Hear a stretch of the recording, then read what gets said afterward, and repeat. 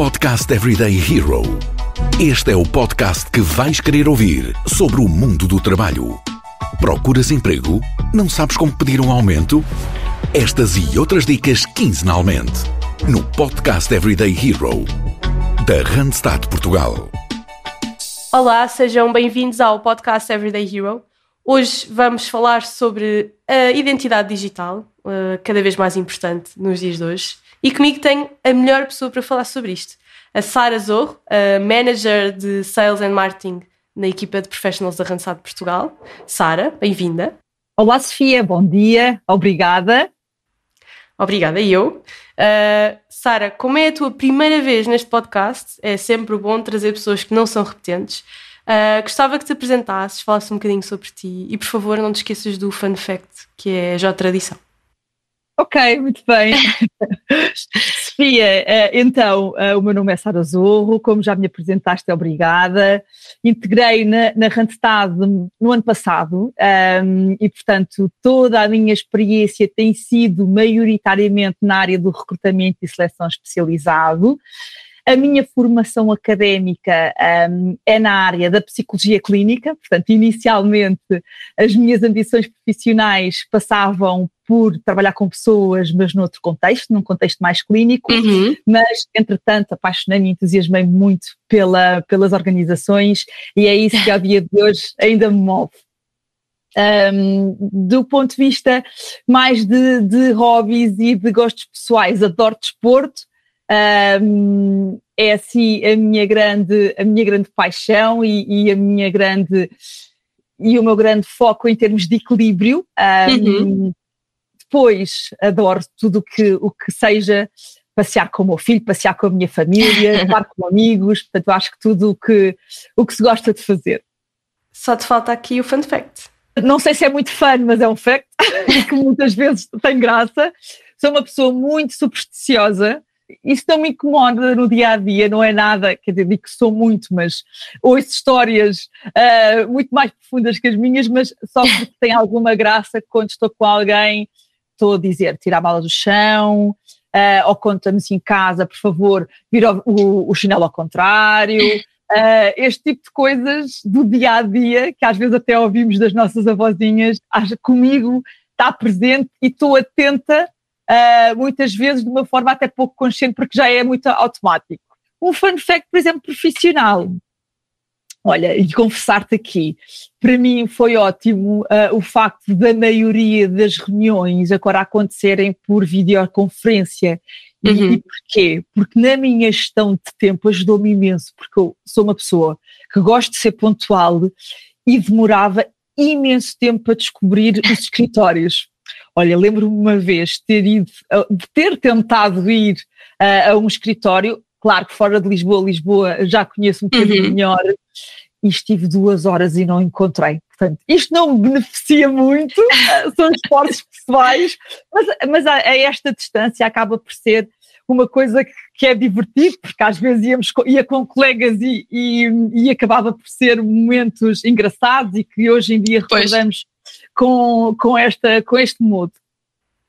E pelo menos vamos manter o digital, portanto são boas notícias, Sara. Muito bem, muito bem. Então olha, eu para introduzir o tema da identidade digital, nós já aqui falámos muitas vezes em episódios anteriores da marca pessoal, de como utilizar o LinkedIn da melhor forma, mas realmente falta aqui falar de tudo o que cola estes termos, que é a identidade digital. O que é na verdade a minha identidade digital e como é que eu a posso trabalhar, porque isto também é muito abstrato.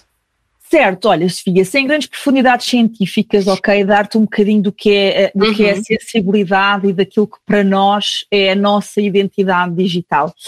A nossa identidade digital é a imagem, a representação virtual que vamos construindo em função também do conteúdo que apresentamos nas redes sociais e também da atividade que vamos acompanhando ou que vamos tendo, ok? Quando eu falo em conteúdo, portanto, o conteúdo que eu exponho apresenta-me se calhar de uma forma mais macro. Ok, eu sou a Sara e sou a manager da equipa de recrutamento, Sales and Marketing. ok, isto dá-me uma identidade, não é? Mas acho que não a complementa ou não a fundamenta. Esse extra acho que é dado principalmente pelo tipo de posts que vou fazendo, qual é que é a minha interação com os outros, como é que eu estou e como é que eu sou em determinados eventos ou determinadas presenças, que tipo de comunicação é que eu tenho, mais formal, mais descontraída. Eu acho que este conjunto de várias coisas, várias características, é que constrói a nossa identidade digital, que me atreveria a dizer, deve ser muito próxima da nossa identidade. Claro, e que não é só o LinkedIn, não é? Apesar de estarmos aqui a falar de uma perspectiva profissional, é toda a nossa pegada digital. Certo, toda a nossa pegada digital. Claro que o LinkedIn nos dá a identidade digital profissional, que depois, para os mais curiosos e muitas vezes exploram um bocadinho mais as outras redes, mas as outras redes podem ter um âmbito mais pessoal. E portanto aí diria que se constrói a identidade com as várias dimensões, social, pessoal, profissional. Agora, naturalmente que eu acho que esta identidade pode ser trabalhada de diferentes formas em diferentes meios ou diferentes redes sociais. Então, se calhar começamos pelo LinkedIn, até porque é o mais relevante para nós. Como é que eu começo? E lá está, mais uma pergunta muito abstrata, mas Sara, tu és a melhor pessoa para começar a desconstruir aqui o termo, mas como é que eu na verdade me posso tornar relevante no LinkedIn? Porque o meu objetivo como profissional é que os recrutadores falem comigo, que eu me candidate a vagas, que eu entre em contacto também proativamente com recrutadores. Como é que eu me torno relevante? Boa! Olha, Sofia, a resposta a essa questão acho que vai mudando consoante os tempos, ok? Pois. Hoje em dia eu acho que uma pessoa que esteja presente no LinkedIn com a informação carregada no que é o seu perfil é facilmente contactada. Depois, naturalmente, que depende um bocadinho das áreas ou das disciplinas funcionais que estão mais em voga ou que o mercado está à procura maioritariamente. Nós podemos trabalhar o nosso LinkedIn e, portanto, coisas mais gerais. Devemos reservar um tempo para escrever objetivamente sobre nós, ok? E colocarmos as keywords que são importantes para sermos encontrados em motor de busca, ok? Se eu estou na área de marketing, mas trabalho a experiência do cliente, que é uma coisa que se trabalha há muito tempo, a experiência do cliente, mas que há um grande foco no dias de hoje com nomes como Customer Experience, Customer Centric, devemos ter objetivamente essas palavras para sermos mais facilmente encontrados por quem nos pesquisa. Quase fazer aqui um bocadinho um SEO do perfil, não é? Isso mesmo. Destacar os conteúdos ou as atividades que podem nos ajudar a chegar mais facilmente aos recrutadores. Agora vou sair aqui um bocadinho do marketing e vou para um setor. Eu quero trabalhar, o meu próximo ambição é trabalhar no setor imobiliário, ok? Até estou a tirar uma pós-graduação na atividade e nesta área. Não tenho que esperar finalizar essa pós-graduação para colocar no LinkedIn. Posso colocar em aberto que já estou a frequentar, por exemplo, é mais um exemplo. A foto profissional, eu continuo a insistir, talvez seja um bocadinho conservador da minha parte, se tem foto ou se não tem foto, mas eu acho que é importante, porque também dá uma ideia de quem é que está do outro lado. E, portanto, digo que sim. Acho que é importante a participação e a intervenção consciente, ok, em grupos que promovam, ou em eventos interessantes que promovam mais conhecimento na nossa área. Essa é gira. Mas de que forma? Ou seja, eu posso entrar em grupos que são dedicados aos temas em que eu tenho interesse e, portanto, ter aqui um papel mais ativo? Podes, Fia. Inclusivamente, se seguires grupos, muitas vezes recebes convites de webinars que vão existir sobre determinado tema, que junta muitas vezes pessoas das empresas, dos setores concorrentes, e que aquela troca de sinergias e impressões são importantíssimas também para nos acrescentar valor de conhecimento e também uma perspectiva de networking. Sim, conhecemos as pessoas da nossa área, o que acho que é importante. E depois o candidato por si só tem uma notificação do LinkedIn que ajuda imenso. O LinkedIn diz-nos assim: para se tornar o teu perfil campeão, falta complementar a informação sobre a tua experiência profissional, sobre a tua facilidade ou não com idiomas. E isso vai aumentar vai ajudar que o teu perfil se torne mais relevante. É agora, vou mudar de emprego. A Randstad Portugal tem a tua próxima oportunidade. Vê as nossas ofertas em www.randstad.pt e acompanha as nossas redes sociais com dicas de procura de emprego e gestão de carreira. Eu acho que sim, aliás, há aqui coisas que eu própria estou aqui a fazer uma anotação mental, não, estou a brincar. Acho muito interessante tu mostrares que não é só uma questão de ter o perfil preenchido, mas ser proativo no que se faz. E eu acho que acabas também por responder ao que eu te ia perguntar a seguir, que é, não é só ter o perfil atualizado, é ser proativo, é ter publicações. Por acaso esse tema gostava que aprofundasse. O que é que tu achas que a pessoa faz para além de estar em grupos, de ter os seus destaques?